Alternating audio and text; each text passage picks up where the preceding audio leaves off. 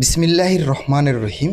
মালয়েশিয়ার calling visa খুলে দেওয়া ও ভুয়া মেডিকেল করানোর কথা বলে অসাধু দালাল ও অনুমোদনহীন এজেন্সির প্রতারণা থেকে বিদেশগামী কর্মীদের সতর্ক থাকার আহ্বান জানিয়েছেন প্রবাসী কল্যাণ ও বৈদেশিক কর্মসংস্থান প্রতিমন্ত্রী নুরুল হক নূর।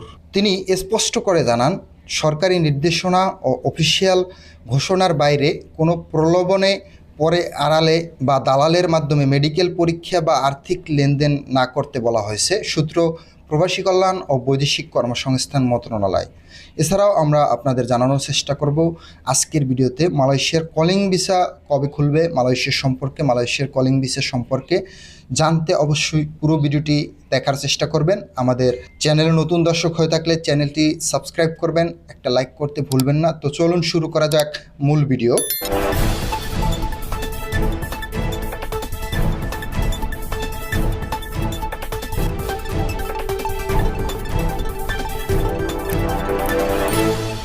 সাম্প্রতিক সামাজিক যোগাযোগ মাধ্যম সহ বিভিন্ন মাধ্যমে মালয়েশিয়া কলিং ভিসা চালু হওয়ার এবং অগ্রিম মেডিকেল কার্ড করানোর বিষয়ে নানা বিভ্রান্তিকর তথ্য ছড়ানো হচ্ছে।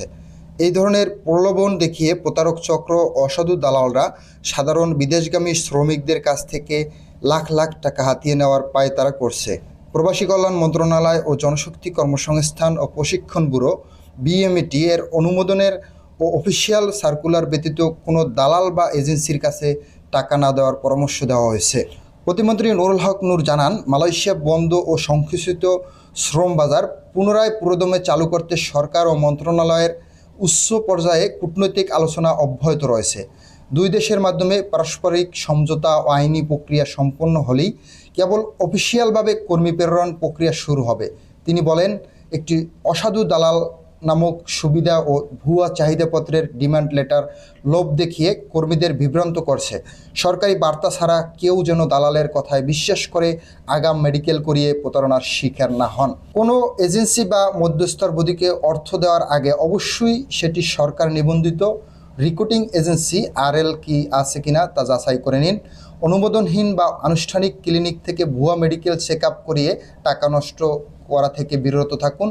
মালয়েশিয়া কলিং ভিসা যে কোনো নতুন আপডেট পেতে প্রবাসী কল্যাণ ও বৈদেশিক কর্মসংস্থান এবং BMET এর অফিসিয়াল ওয়েবসাইটে চোখ রাখুন এবং আমাদের ইউটিউব বিডি দেশ ও প্রবাস চ্যানেলটিতে মালয়েশিয়া বা বিভিন্ন দেশ সম্পর্কে প্রবাসীর সকল খবরগুলো পেতে আমাদের চ্যানেলটি এখনই সাবস্ক্রাইব করুন, একটা লাইক করে আমাদের উৎসাহিত করুন। কমেন্টসে জানান আপনার মতামত। মালয়েশিয়ার কলিং ভিসা খুললে অতি দ্রুত আপনাদের জানানোর চেষ্টা করব।